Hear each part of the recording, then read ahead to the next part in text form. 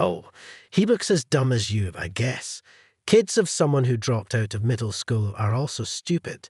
A classmate named Catherine, who for some reason always looked down on me, looked into Ryan's face. She was a Harvard graduate. She was good-looking, but had a terrible personality. That's what Catherine said after looking at Ryan's face. I could tolerate being mocked myself, but it pained me when she insulted my son, Ryan. Despite my patience, I raised my voice. His education level doesn't matter. Just because you went to Harvard doesn't give you the right to speak to my son like that. Seeing this, Ryan said in a cold voice, "Dad, this woman, it's Mrs. Smith, right? Should we fire her?" Ryan might look like he's 10, but he's no ordinary 10-year-old.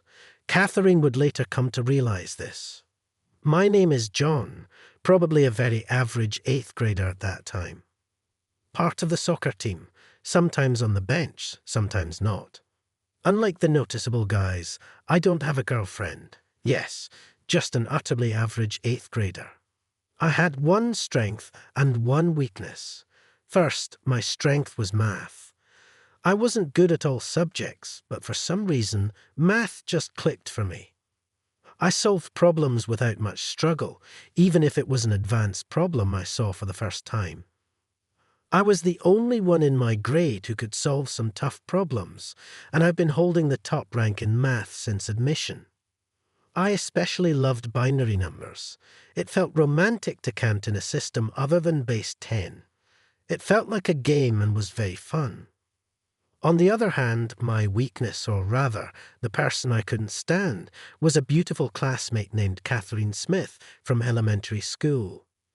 For some reason, Catherine treated everyone else normally, but she was cold to me. We used to play together in early elementary school and even visited each other's houses. But around our school trip in elementary school, she suddenly became distant and would only speak ill of me. "John, don't slack off during cleaning. Come on, take out the trash." It wasn't just me who was slacking off, but Catherine would say this and toss the trash can at me.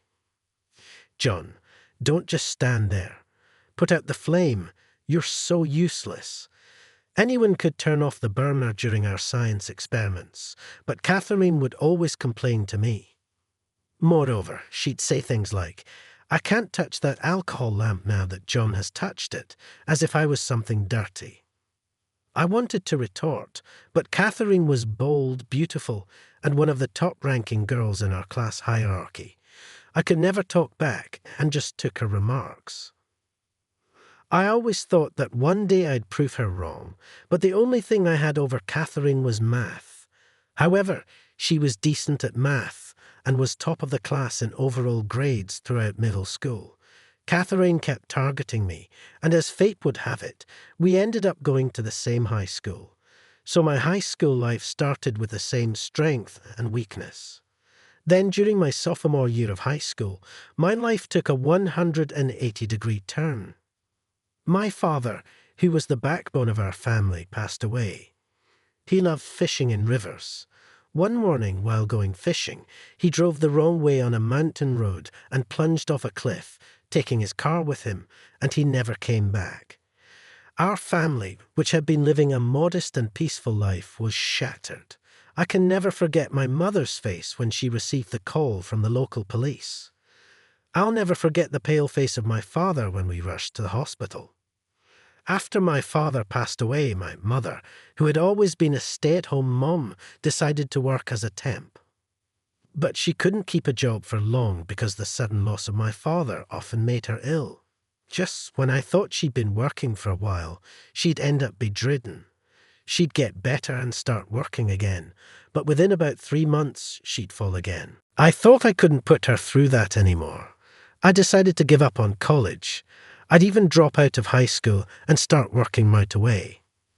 I wanted to bring my mom back to being a stay-at-home mom. I made up my mind. The third time she fell, Catherine, who always criticized me, confronted me when I decided to quit high school. "What are you thinking? Are you out of your mind? Without a high school diploma, you won't stand a chance in society. You have just one more year of high school. Don't quit now. Only a fool would drop out. Catherine strongly disapproved of my decision, but there was no changing my mind. I handed in my resignation that week and left high school by the weekend. After quitting, I first took a part-time job at a local convenience store. I'd never worked before since my high school didn't allow part-time jobs, so every day was a new experience for me. It was tiring, but I had committed to supporting our livelihood, and there was no turning back.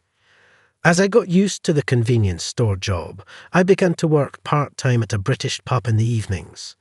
My mother, seeing the occasional burns I came home with, would cry, "Right now, I don't have the money for college tuition, and I'm maxed out just supporting my mom and me." But a new dream was born in me, to save up money and go to college someday. My dates with Kate were mostly in her apartment or on the university campus, but they were always a lot of fun. The university's cafeteria was affordable and tasty. Plus, considering the appetites of college students, they had plenty of large portion options, which was great. Kate loved the parfait from the cafeteria. Every time I bought her one and brought it to her table, she'd be so delighted. If you want to earn more, you can't just work more hours. There's a limit to how many hours a person can work. Instead, improve your skills. If you can earn more per hour, you make more even if you work the same hours. You should focus on learning, Kate would always tell me. I had a tendency to pick up more shifts whenever I saw something Kate might want. But her words made me hold back and consistently work on improving my current skills. I learned to use software I couldn't before and even got a culinary license.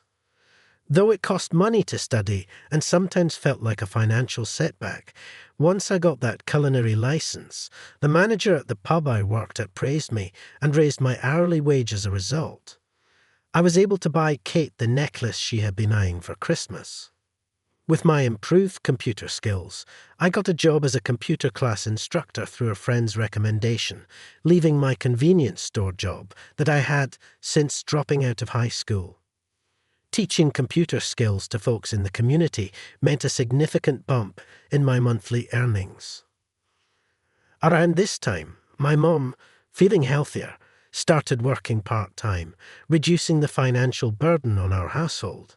Little by little, I started saving money. With savings in hand, I began to think about marrying Kate. And when Kate graduated from grad school in the spring, we joyfully tied the knot. Our life together, as she started her job as a researcher after her postgraduate studies, was incredibly happy. We rented a small place.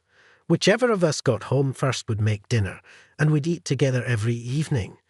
Even the moments just lying together, I felt so happy being aware of Kate's presence beside me.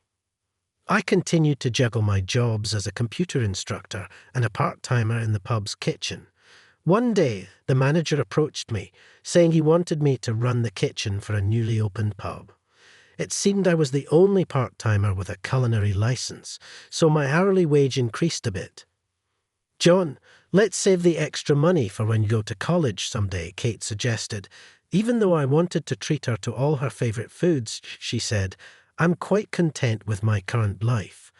You should definitely go to college. You love maths so much." Saying that, Kate wouldn't let me use the money for our date nights. I even proposed sending more money to my mom, but after hearing from Kate about college, she refused. And that's how I began saving for college.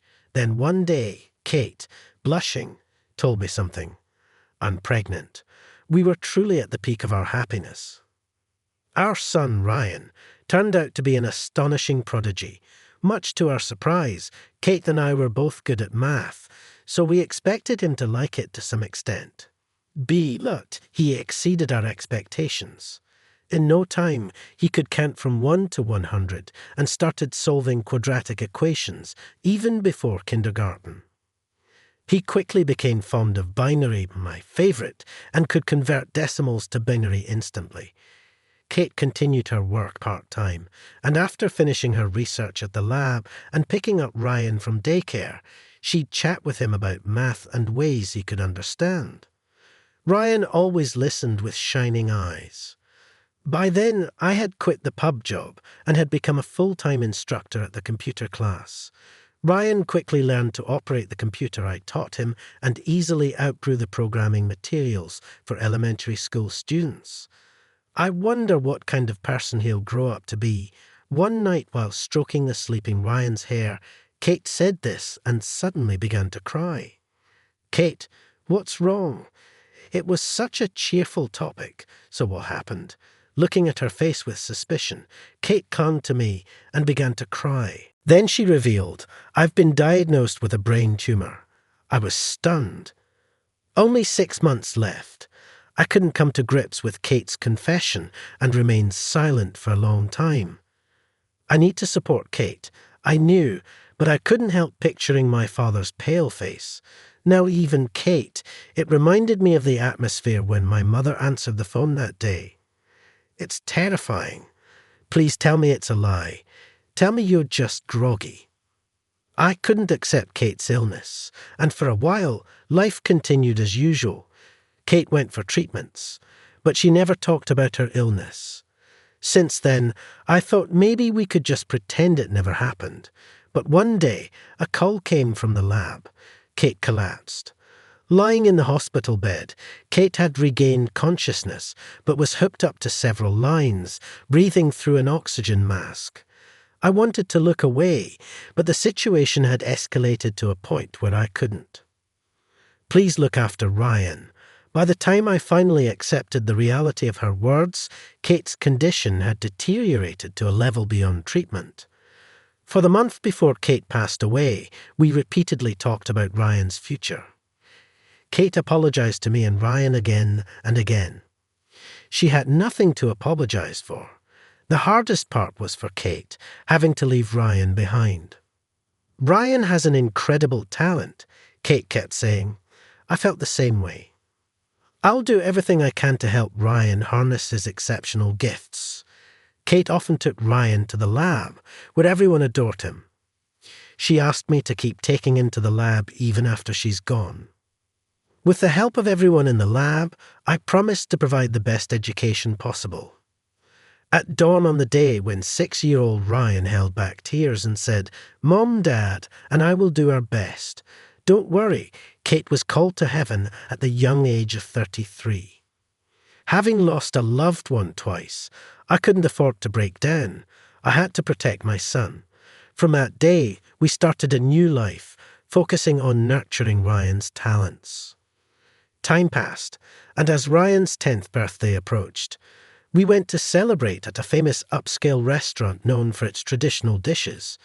After enjoying our meal, we were satisfied and just stepped out of the entrance when I noticed a familiar face. Catherine. It was Catherine, an old acquaintance from elementary to high school. She was there dining with her boyfriend.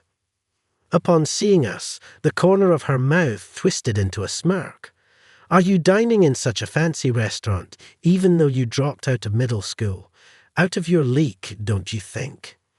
Middle school dropout or not, what's that got to do with anything? I didn't want to provoke Catherine, especially with Ryan around. I tried to leave quickly, but she kept on throwing jabs. "You probably can't even educate your child properly with your dropout status, can you?"